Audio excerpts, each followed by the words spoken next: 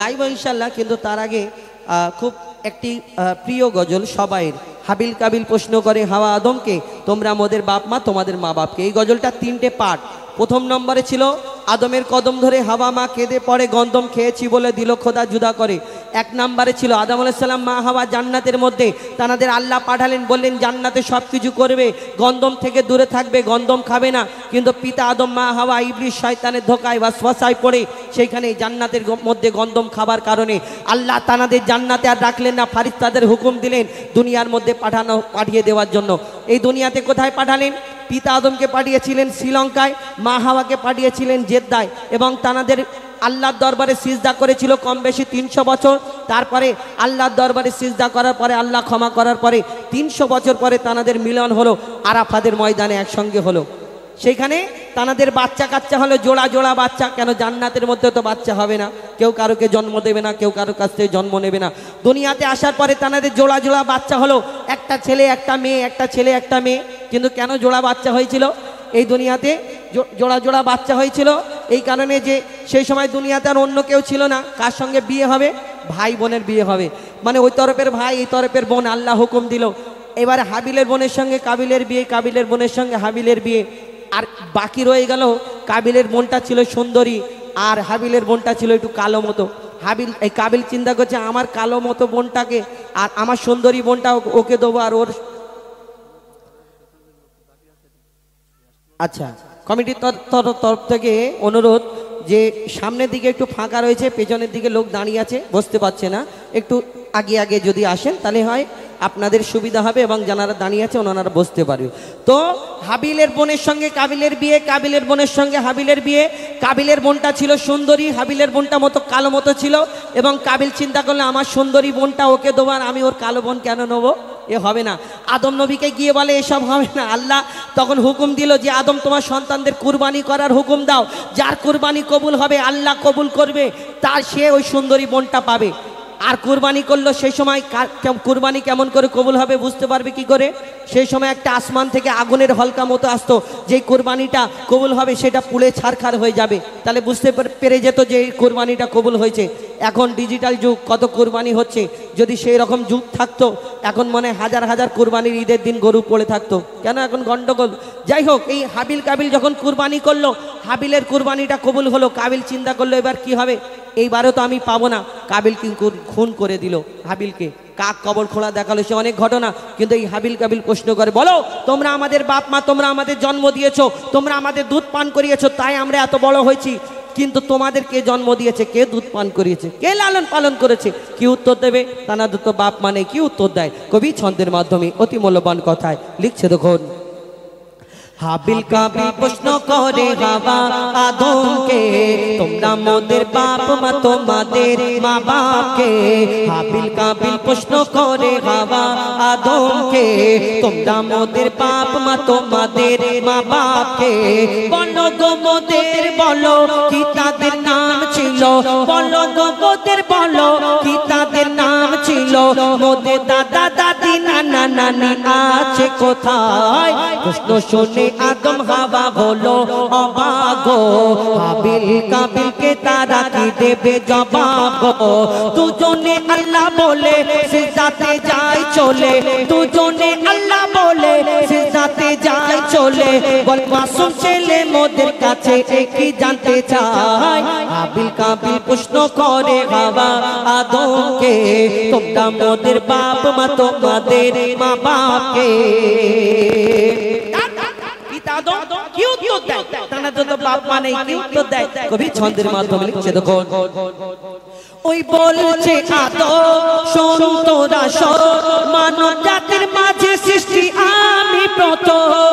ওর পাজিরার ঘাড়ে খোদা হাওয়াকে গড়ে, আর গন্ধম খেলাম দুনিয়ায় এলাম জান্নাত ছেড়ে।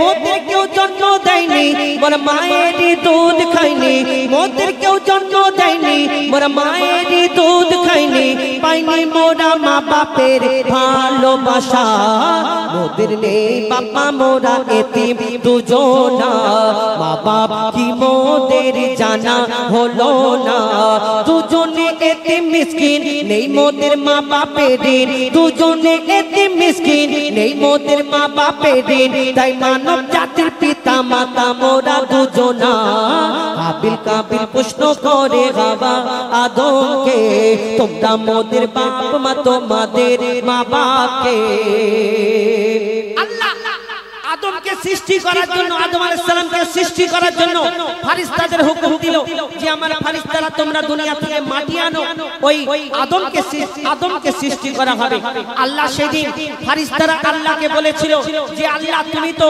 ওই এর আগে একটা জিন জাতকে সৃষ্টি করেছিলে আল্লাহ একটা জিন জাতকে সৃষ্টি করেছিল আল্লাহর ইবাদত করার জন্য আমাদের মতো কিন্তু সেই জিন জাতটা আল্লাহর এত নাফরমানি করতে লাগলো আল্লাহ ফেরেশতাদের বলল ওদের ধ্বংস করে দাও সেই জিন জাতটাকে ধ্বংস করে দিল আবার যখন আল্লাহ বলল আমি আদম গড়ব তখন ফেরেশতারা বাধা দিয়েছিল যে আল্লাহ তুমি তো এর আগে জিন সৃষ্টি করলে তোমার ইবাদতের জন্য তারা তো নাফরমানি করলো কিন্তু তুমি সেই আবার একটা আদম জাতকে সৃষ্টি করবে জানি না সে তোমার ইবাদত করবে কেমন হবে না হবে তখন ফেরেশতারা যখন এই প্রশ্ন করে আল্লাহ সেদিন ফেরেশতাদের কি উত্তর দেয় আমি যা জানি তোমরা তা জানো না কি বলেছিল আল্লাহ কবি ছন্দের মাধ্যমে লিখছে দেখো ওই আল্লাহ যখন বলে গড়ব আদম ফেরেশতারা শুনে বাধা দিয়েছে তখন বলে ওগো আল্লাহ পাক তুমি গড়েছো জিন জাত উৎপাত করে তারা করে না ইবাদত কি হবে গড়ে আদম সে কি আর মোদের মতো কি হবে গড়ে আদম সে কি আর মোদের মতো কি জানি দেখতে কেমন তার রূপ চেহারা খোদা বলে আমি জানি তোমরা জানো না আদম সৃষ্টি করা আমার আসল বাসনা আমি যে গড়ব আদম সে মাখলুকে সর্বোত্তম আমি যে গড়ব আদম সে মাখলুকে সর্বোত্তম আমি নিজের সেরা সৃষ্টি দেখব আদম চেহারায় হাবিল কাবিল প্রশ্ন করে হাওয়া আদমকে তোমরা মোদের বাপ মা তোমাদের মা বাপকে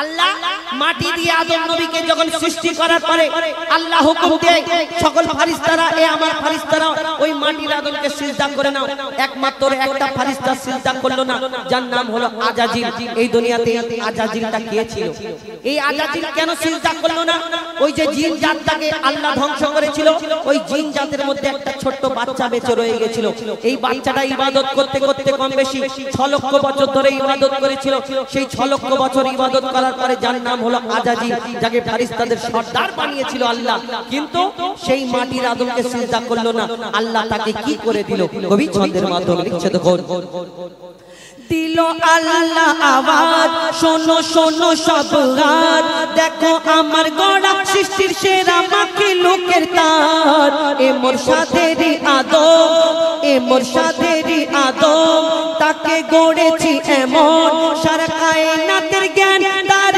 মাঝে যে গোপন আদমকে দোয়া করে নে তোরা সিজদা করে আদমকে দোয়া করে নে তোরা সিজদা করে এই সুযোগ দিলে ছেড়ে পাবি অভিশাপ আজাজিল বলে আমি সিজদা দেব না আদমের থেকে আমি দামি খোদা কি জানে না সে শুনলো না খোদার কথা ঝুঁকলো না তার মাথা শুনলো না খোদার কথা ঝুঁকলো না তার মাথা সাথে সাথে আজাজিল শয়তান হয়ে যায় সাথে সাথে আজাজিল ইবলিশ হয়ে যায় হাবিল কাবিল প্রশ্ন করে হাওয়া আদমকে তোমরা মোদের বাপ মা তোমাদের মা বাপকে হাবিল কাবিল প্রশ্ন করে হাওয়া আদমকে তোমরা মোদের বাপ মা তোমাদের মা বাপকে বলো গো মোদের বলো কি তাদের নাম ছিল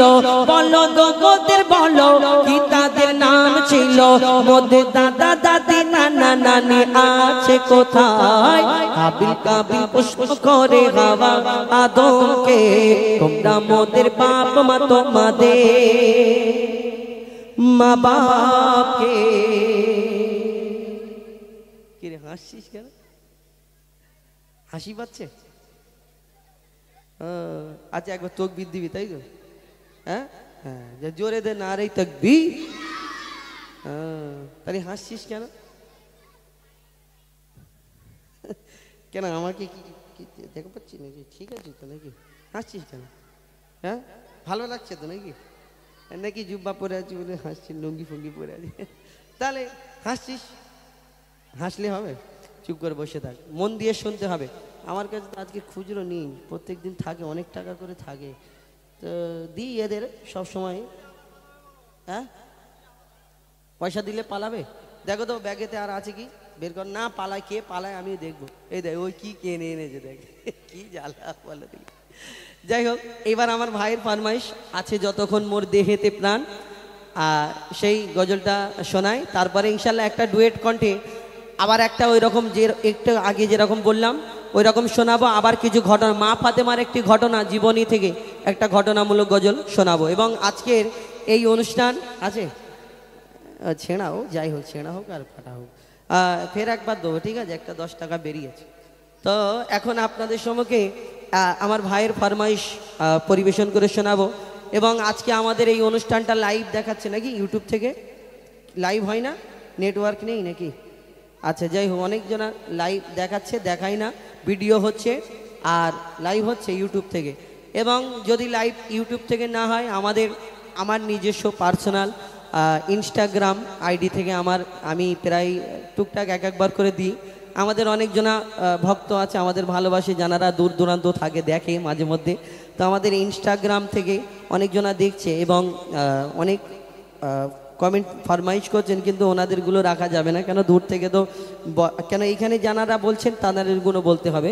তো অনেক অনেক ধন্যবাদ যারা দেখছেন। এবং ইউটিউবে যদি দেখতে পান ভালো, না হলে যদি লাইভ দেখতে চান দূর দূরান্ত থেকে, আপনারা আমাদের এইখান থেকে দেখতে পাবেন। তো এখন আমরা ছোট্ট করে সেই আছে যতক্ষণ ফরমাইশি গজল বলি, তারপর ইনশাল্লাহ আবার অন্য গজলে ফিরে যাবো। লিখছে তখন আছে যতক্ষণ মোর দেহেতে প্রাণ, আছে যতক্ষণ মোর দেহেতে প্রাণ, আমি করে যাব নবীর গুণগান, আমি করে যাব নবীর গুণগান। যত দিকে না বাধা ইবলিস শয়তান, যত দিকে না বাধা ইবলিস শয়তান, আমি করে যাব নবীর গুণগান, আমি করে যাব নবীর গুণগান। আছে যতক্ষণ মোর দেহেতে প্রাণ, আছে যতক্ষণ মোর দেহেতে প্রাণ, আমি করে যাব নবীর গুণগান, আমি করে যাব নবীর গুণগান। কেউ করবে শোনা, কেউ করবে বদনাম, আমি জপে যাব আমার নবীর নাম, আমি জপে যাব আমার নবীর নাম। খোদা রেখো খেয়াল আমি নই গো বেলাল, খোদা রেখো খেয়াল আমি নই গো বেলাল, বেলাল সুরে আমি দেব আজান, বেলাল সুরে আমি দেব আজান। খোদা তুমি মোর রব, মোর নবী মোর সব, খোদা তুমি মোর রব, মোর নবী মোর সব। নবীর প্রেমী হয়ে দিয়ে দেব মোর জান, নবীর প্রেমী হয়ে দিয়ে দেব মোর জান। যত দিকে না বাধা ইবলিস শয়তান, যত দিকে না বাধা ইবলিস শয়তান, আমি করে যাব নবীর গুণগান, আমি করে যাব নবীর গুণগান। কবি ছন্দের মাধ্যমে আরো কি লিখছে দেখুন। সিরাতুল মুস্তাকিমের রাস্তা ধরে আমি উঠব যখন কালিমে মেঘসারে আমি উঠব যখন কাল মেঘসারে নেকি বতি যখন করিবে ওজন নেকি বতি যখন করিবে ওজন নিয়ে যাবে যখন তুলসিরাতের ধারে নিয়ে যাবে যখন তুলসিরাতের ধারে শেষ নবীর উম্মত শেষ নবীর উম্মত যাবে জান্নাত শেষ নবীর উম্মত পেয়ে যাবে জান্নাত যদি করে সুপারিশ মোর নবী দো জাহান যদি করে সুপারিশ মোর নবী দো জাহান যত দিকে না বাধা ইবলিস শয়তান যত দিকে না বাধা ইবলিস শয়তান আমি করে যাব নবীর গুণগান আমি করে যাব নবীর গুণগান আমি করে যাব নবীর গুণগান। শুন আপনাদের সঙ্গে পরিবেশন করে শোনালাম ফরমাইশ মোতাবেক গজল। একটি কোরআন শরীফ সম্পর্কে একটি গজল শোনায়। এই কোরআনকে মহব্বত করি অনেকজনা মাদ্রাসায়, আপনাদের এইদিকে তো অনেকজনা তবু মাদ্রাসায় পড়াশোনা করে এবং বাপ মারা মন ভরে দেয় যে কোরআনে হাফেজ হবে, এই দিনের জন্য খিদমত করবে। এই দুনিয়াতে এই যখন মাদ্রাসায় পড়ে একটা ছেলে আলিম হবে হাফেজ হবে, তাহলে এই দুনিয়াতে আমাদের মুসলমান সমাজের জন্য ভালো হবে, কল্যাণ হবে। এই দুনিয়াতে বাপ মা কি করে, একটা ছেলেকে কোরআনে হাফেজ আলিম করে। আবার অনেকজনা করে না, অনেকজনা চিন্তা করে ডাক্তার মাস্টার উকিল করব, আর আমার ছেলে লাখ লাখ টাকা কামাবে, আলমারি ভর্তি টাকা শুয়ে শুয়ে শুধু দেখবো নোটের বান্ডিল, শুধু 500 টাকার নোটের বান্ডিল। কেন? ডাক্তার হবে অনেক টাকা রোজগার করবে, মাস্টার হবে অনেক টাকা মাইনে পাবে, উকিল হবে অনেক টাকা করে পাবে, আর শুয়ে শুয়ে শুধু বান্ডিল দেখবো, আলমারিটা সরাবো দেখবো টাকা ভর্তি। বাপরে বাপ, মারাত্মক ব্যাপার। টাকা দেখবো, অনেকজনা শখ, অনেকজনা চিন্তা করে হুজুর করলে ক টাকা রোজগার করবে, চিন্তা করে এটা। একটা কোরআনে হাফেজ একটা আলেম যদি হয় কত টাকা রোজগার করবে। এই কারণে আমরা কি করি বলে, মাদ্রাসায় দিয়ে অনেক সময়, আমাদের একটা ছোট্টখাটো মাদ্রাসা আছে, এই কয়েকদিন আগে মাদ্রাসায় জলসা হয়েছে, আপনারা ইউটিউবের মাধ্যমে আমাদের আসমানি গজল লাইভ এই চ্যানেল থেকে আমাদের মাদ্রাসার অনুষ্ঠান দেখানো হয়েছে, দেখতে পাবেন, লাইভ দেখানো হয়েছে। 4টে ছেলে পাগড়ি পেয়েছে, এই আগেও 3টে ছেলে কোরআনে হাফেজ হয়েছে। যাই হোক, দোয়া করবেন, ভাববেন না আবার পরে চাঁদা চাইবো, এরকম ব্যাপার না। শুধু বলা উদ্দেশ্য হলেই দোয়া করবেন যেন এই দিনের খেদমতে আমরা থাকতে পারি। তো এই মাদ্রাসায় আমরা অনেকজনা মন ভরে দিইনি। আমাদের ওইখানে অনেকজনা আছে, এই মাদ্রাসার কথা বললে অনেকজন অনেক কথা বলে, মুখটা ঘুরিয়ে নেয়। কেন?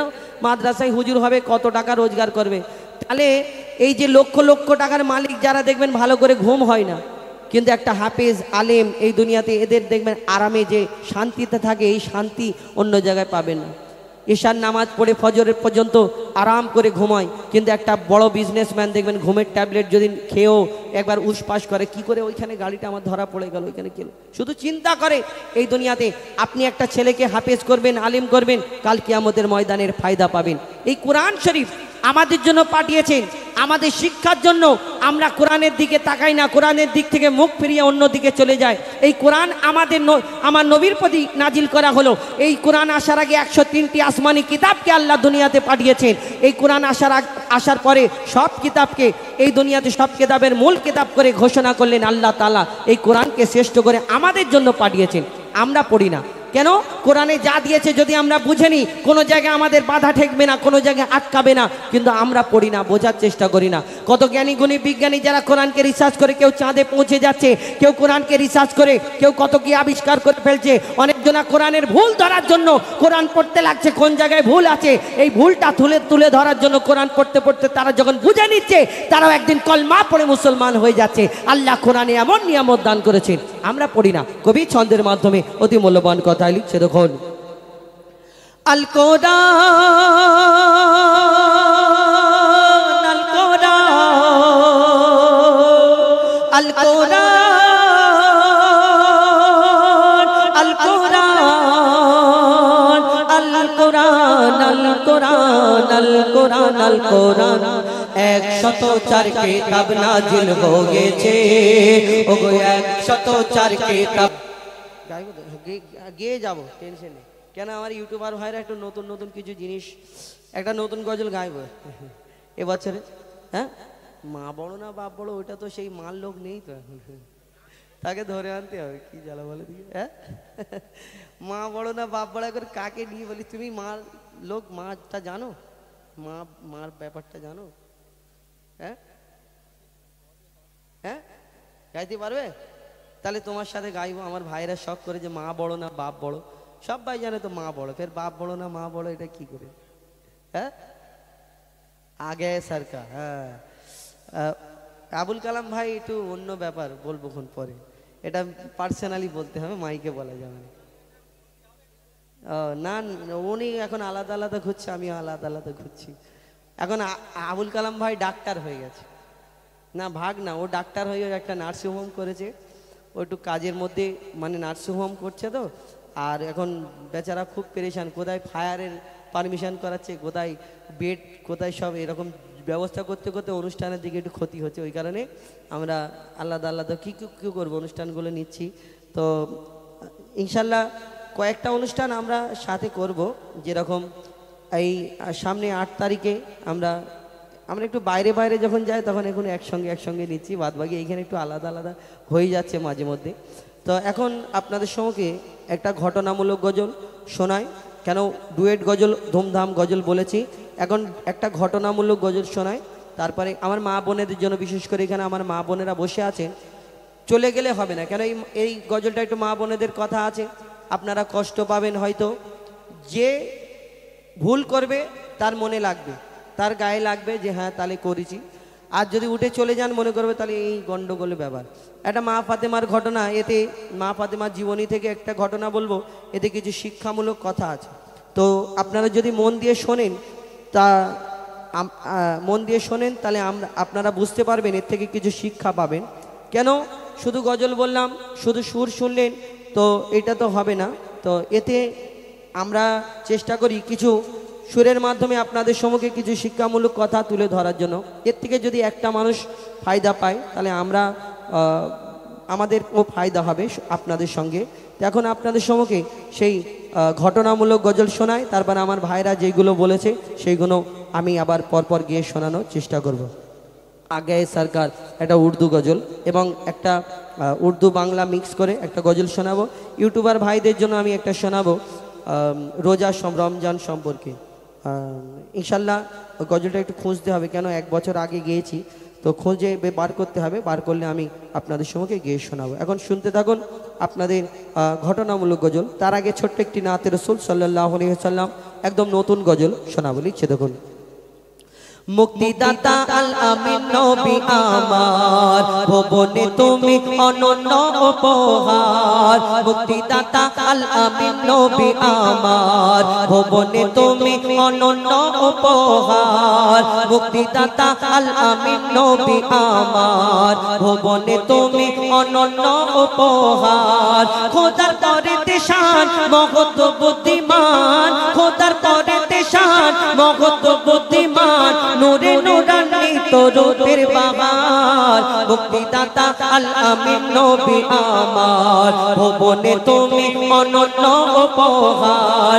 মুক্তিদাতা আল আমিন নবী আমার, ভুবনে তুমি অনন্য উপহার। মুক্তিদাতা আল আমিন নবী আমার, ভুবনে তুমি অনন্য উপহার।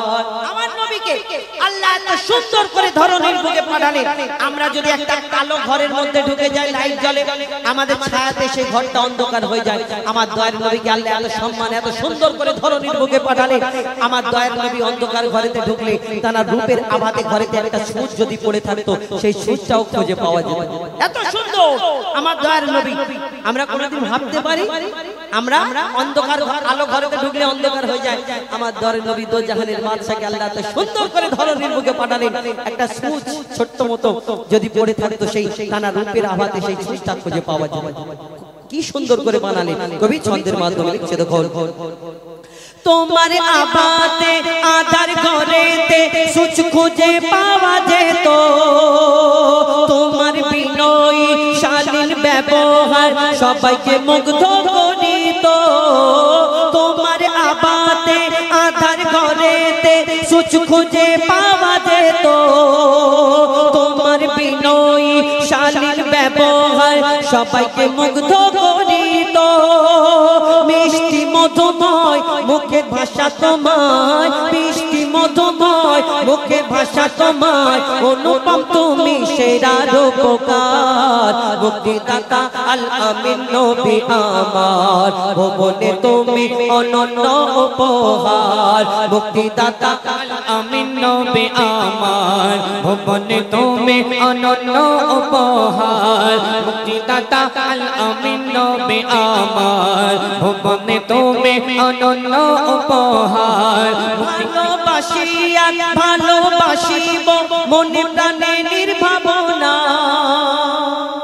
ভালোবাসা ভালোবাসা এরকম ভালোবাসতে হবে এখন ভালোবাসা তো ডিজিটাল যুগ যত দিন যাচ্ছে ভালোবাসা বেশি দিন টেকসই হয় না দু চার দিন হয়ে সুতো পচা সুতো দিয়ে বাঁধা ছেড়ে যাচ্ছে আগে তবু চিঠি পর্যন্ত ঠিক ছিল দেখাশোনা দেখা সাক্ষাৎ হতো না চিঠির মাধ্যমে ভালোবাসা করতো মানুষ ভালোবাসা খারাপ ভাববে না শুধু ওই ভালোবাসাকে ভালোবাসা বলে এই দুনিয়াতে কবি বলছে এমন ভালোবাসা ভালোবাসতে হবে যেন এইখান থেকে নিয়ে আর কাল কিয়ামত পর্যন্ত এই ভালোবাসা বরকরার থাকে এই ভালোবাসার খুশবুটা সেই কাল কিয়ামতের ময়দানে যেন ছড়িয়ে যায় এই ভালোবাসার রংটা কালকে কিয়ামতের ময়দানে এমন রংটা ছড়াবে কাল কিয়ামতে এই ভালোবাসার ফায়দাটা যেন সেখানে পাওয়া যায় ভালোবাসা এখন ডিজিটাল যুগ ভালোবাসায় চুল্লু করে মানিয়ে দেয় হয় না চুল্লু করে মানিয়ে দেয় কেন ভালোবাসা এখন ধোঁকা দিলে সাইডে দিয়েছে কেন ভালোবাসা ধোঁকা খেয়ে আর ওইদিকে ধোঁকা খাচ্ছে ওই সাইডে গিয়ে ওই অন্য কিছু খাচ্ছে কেন নেশা করবে তবে সেই ভালোবাসার কথাটা ভুলে যাবে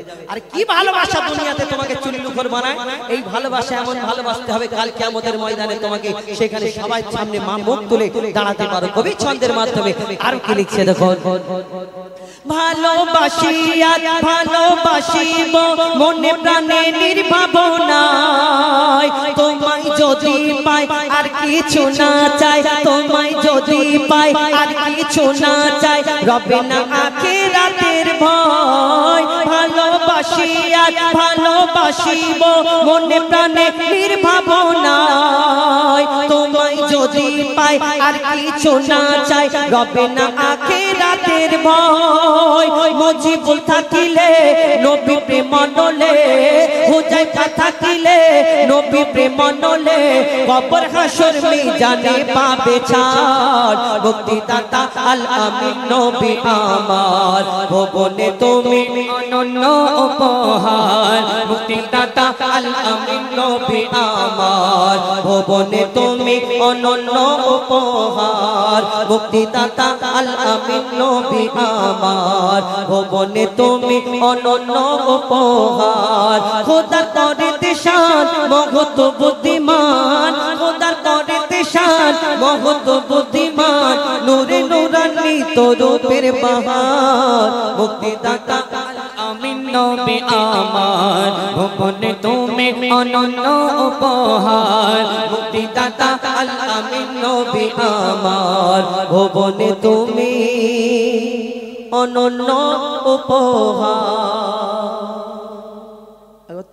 নারী তাকবীর কোথায় গেল 10 টাকাটা চলে গেল নাকি দেখি 10 টাকা একটা পেয়েছি 10 টাকা না ছেঁড়া না বলকে ছেঁড়া কি জ্বালা বলো দেখি ভালো নোট বলে ছেঁড়া আরে জোরে করে বলো দেখি নারী তাকবীর নারী তাকবীর দুটো দিয়ে দেখা পেয়ে এই তুই আয় তুই দাঁড়া আসেই ওই তুই ওট ওট ওট ওট ওট না লজ্জা করছি কেন এখন থেকে যদি এত লজ্জা করে কি চুল কেটেছি কচি হেভি চুল কেটেছি এটা কি কাটিং দুতলা হ্যাঁ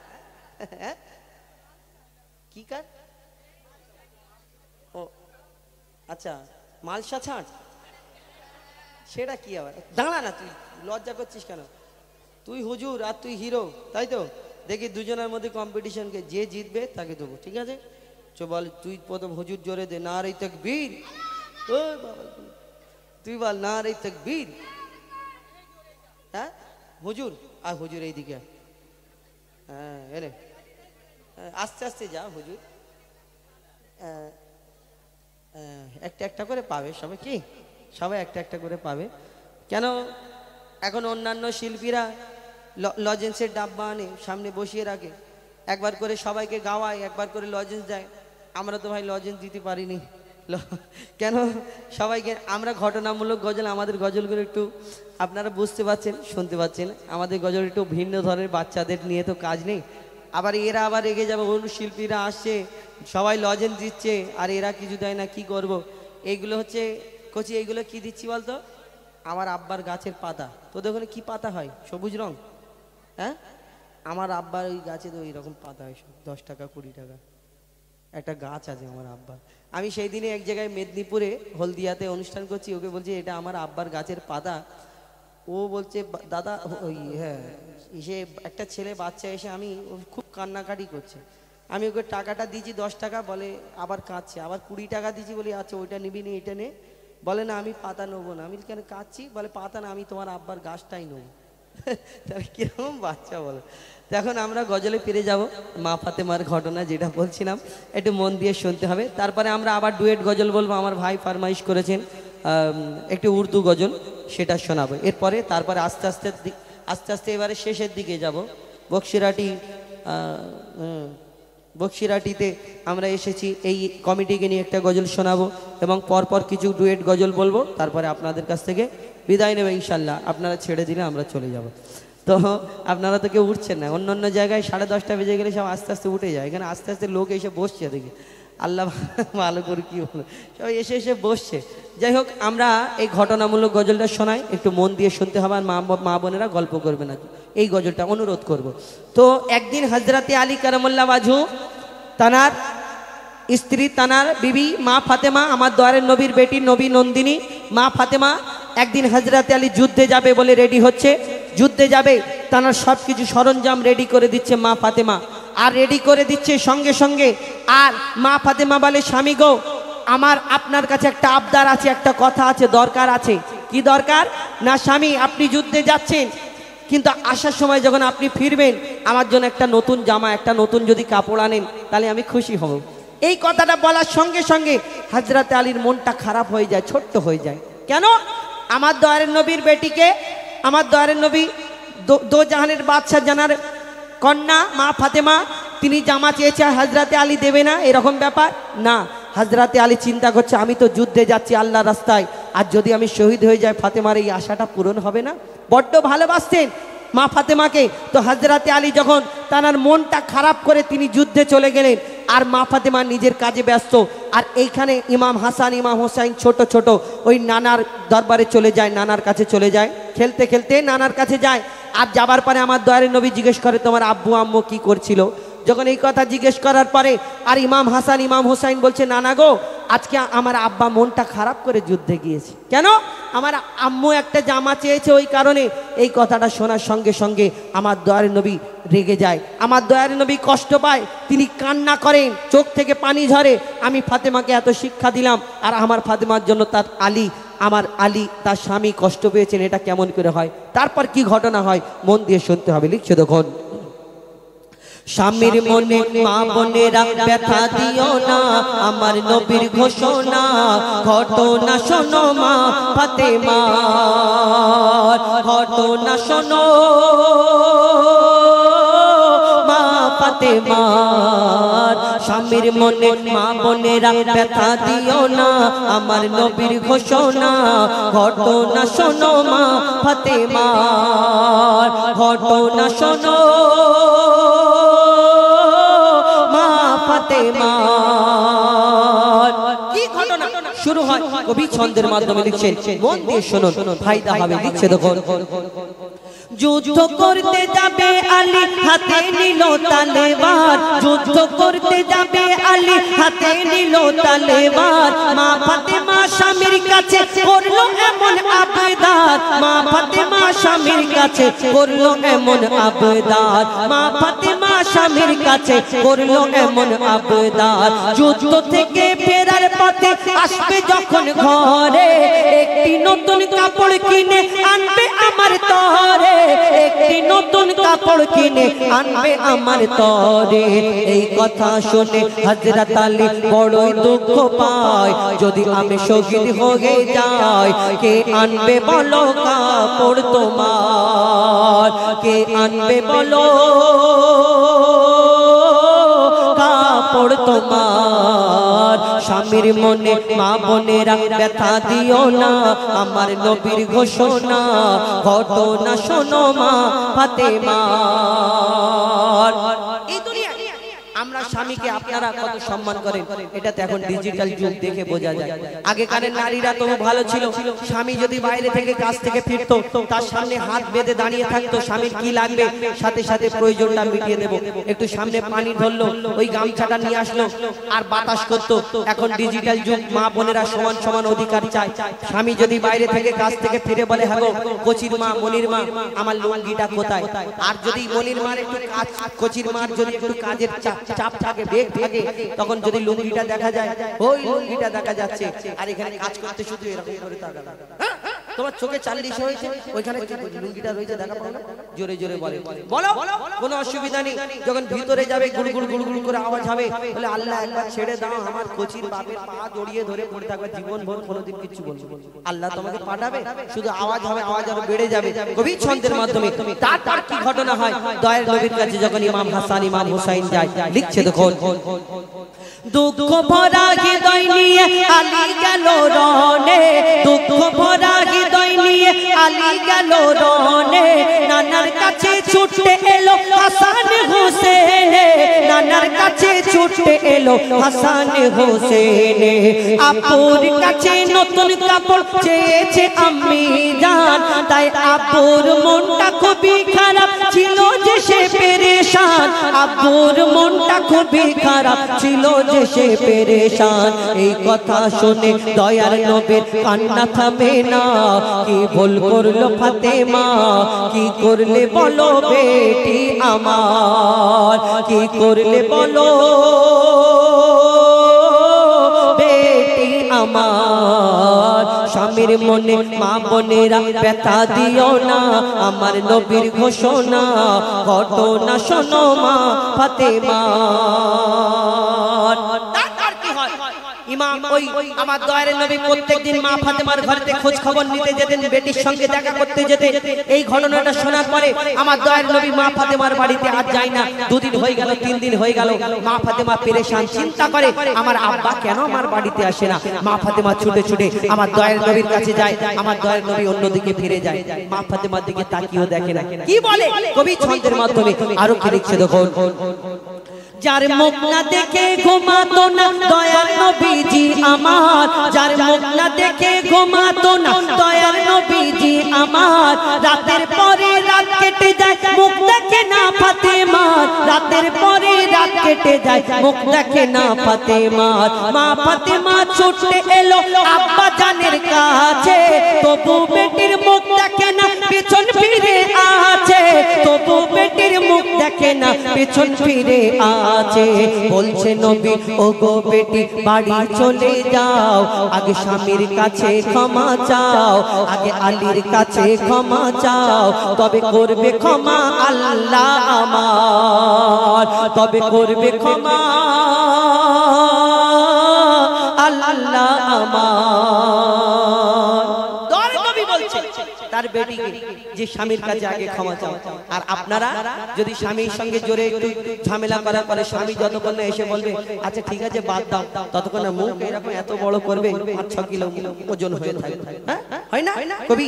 শেষ কথায় যখন হযরতে আলী যখন মা ফাতেমা দয়ার নবীর কাছে এই কথা শোনার পরে তিনি ছুটে ছুটে ছুটে ছুটে নিজের ঘরেতে চলে যায়, দরজা বন্ধ করে তিনি হাউ হাউ করে কাঁদে, আল্লাহ আমাকে ক্ষমা করে দাও, আমার স্বামী যতক্ষণ না আসা পর্যন্ত আমার মনটা ছটফট করে। তখন এক সময় হযরত আলী ঘরে প্রবেশ করে, ঠুক ঠুক করে দরজা ঠোকার আওয়াজ হয়, ফাতেমা দরজা খোলো।